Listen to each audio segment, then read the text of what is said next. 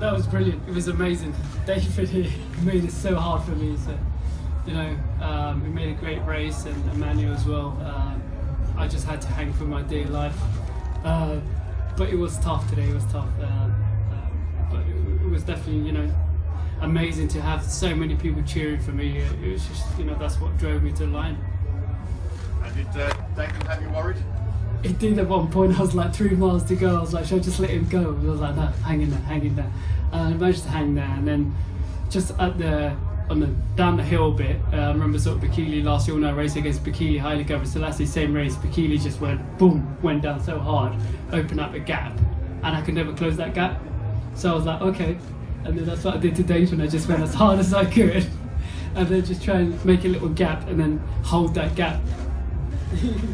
So do you think your course experience, it's your fourth record, or even fifth maybe, stood you in good stead today? Yeah, no, definitely helped me a lot. Knowing the coast inside out and knowing which bit it's going to be tough, hard, which bit I have to work hard.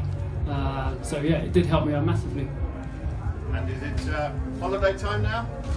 It's never holiday when you got 4 kids. They come first. So for me, just go home because they start to school and just be there for them and spend as much time as I can.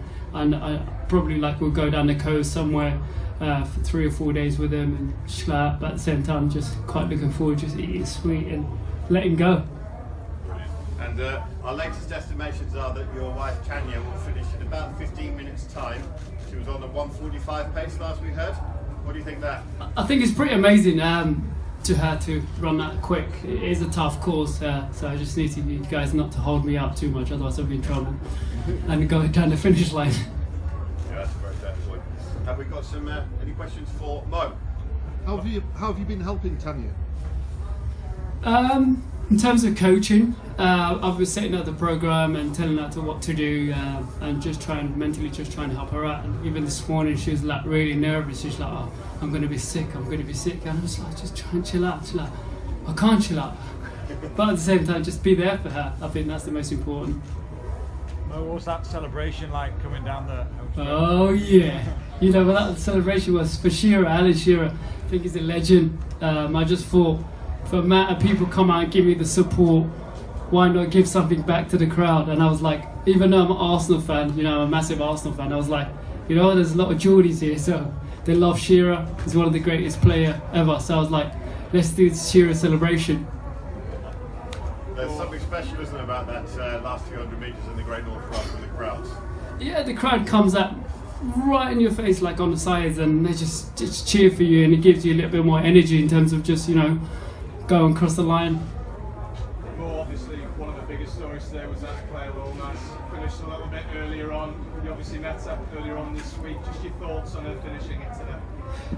It's pretty amazing someone to have, started so early and to finish it, considering, what she went through, and to finish the Great North Run. I think it's a pretty amazing story, and I just want to say congratulate her and the team. And, this is what the Great North Run need, and to anyone to come out and, have the motivation, and someone like her to do that is pretty amazing. We just need to encourage other people to do it, and and just want to say to her congratulations for everyone who's behind her and her herself to have the courage to be able to compete. It's pretty amazing.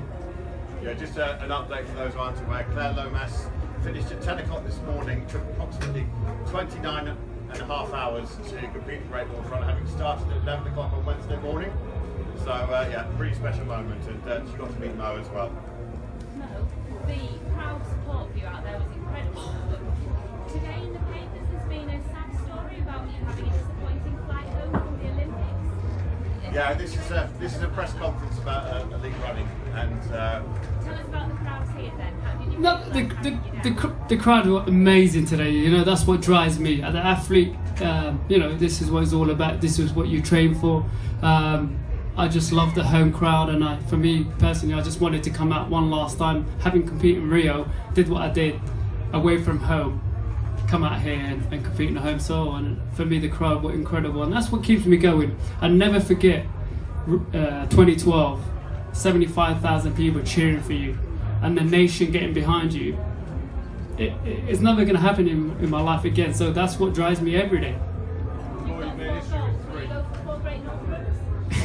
We'll see. We'll see. I just, you know, it's tough half marathon. I even today, like I'm like, it was tough. It's not as easy. I find track a lot easier because the track, like, I don't know. I only feel the pain last lap going to or last 2 laps, 800 meters.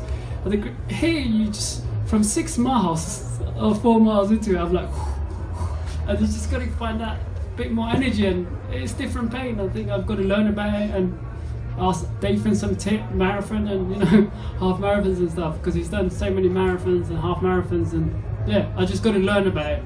One more question, Mark. Mo, when you run a half like this, or the previous half you've run, what do you think that you've still got forward when you go back up to marathons, maybe next year or in 2 years' time? I think I'm all right. I think I can get through to half marathon. Even though I feel the pain, I can keep that going. But it's different pain, so I don't know. I think it's just I don't know if I need to shorten my strides, or I don't know. I still got that bounciness. So I don't know. Most people who suits marathon have got shorter strides. And I know Dathan's run quick, and, you know, he's done complete a lot of marathons and other people. And I find, like, if you compare with myself how I run to the marathon run, it's a bit different. So I think I just need to learn about it and study it more and get advice from Dathan and the rest of the guys who are doing a lot of marathons. Does that make you think come 2020 that the Olympic, when you get to that sort of stage of the marathon, is going to be something you can target? I think it would be incredible if I could go for another Olympics, but we'll see. As Dave and I know, come in athletics, that we don't take everything for granted. I know Dathan's gone through a lot of injuries, like myself. I'm lucky to have last 5 years injury free, so I've just got to kind of look after my body and, you know, be grateful and just get through each year as it comes, rather than like plan ahead. Well, speaking of Dathan, New York Marathon in 8 weeks' time, you've got to be pretty happy with that, haven't you? Oh yeah, very happy. That was my second fastest half marathon, and yeah, it was a hard one. I thought I tried to break Mo in front of the home crowd, and they would hate me here forever. But he was so strong, and he kept going. And when he took off down the downhill, there was no catching him. But I feel good with where my preparation is going into New York. I got to get back in and train hard now for 8 weeks, and try to see if I can do something special there. Any questions for Dathan? What did you think when he went away from you down slow? Well, I knew that I had ran this race 6 years ago, and I remembered it. And when it came up, and he, within just a couple of 10, 15 meters, he was gone. And I had to decide if I would really go, and I felt like I would break my leg if I kept going any faster. But it's hard to close that gap then once it happens. And as Mo said, Bekele had done that a couple years ago, and so he knows. Like once that gap happens, if it's more than a couple steps, it's just so hard to close that back down. And so I tried hard, but I was kind of out of gas. I didn't have any more gears at the end. I could hold on good. I had that marathon training, but didn't have the responsiveness to go really pick it up here at the end either. So I was trying my best to hold on to a good finish at that point. David, we've seen so many fantastic half marathon long distance runners here at the Great North. From Western Manchester to your left hand side rank, alongside Gabby Selassie, Bekele. Absolutely. Well, he's the best distance runner in the world, especially in the last 5 years. But he's right there with those two as one of the best of all time. And so he downplays it like, but he's going to be good in the marathon. And I mean, you can't run 59:20 something and not be good. He shows up to the championship races. I have no doubt in my mind that in 2020 he'll be contending in the marathon. I would be surprised if he didn't. Brilliant, thank you, Dathan. And Emmanuel, are you happy with third place? Yes, I'm happy for that place. Because you got beaten by a couple of tough guys there. Yes. Saying that today's run, being with these two guys, I knew it was so tough. And I was trying to hang on, though they had a lot of speed.